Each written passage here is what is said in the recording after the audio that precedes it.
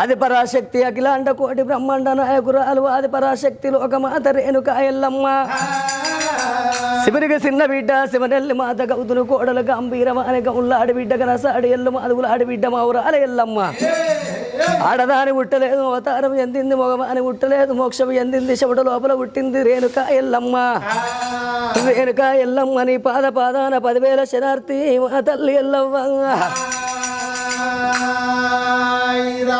అమ్మా రేణుకా ఎల్లమ్మ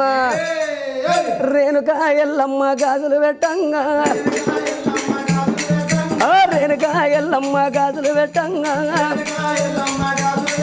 ఆ గాజు మీద ఆడింది నాకు చెయ్యి మీద ఆడింది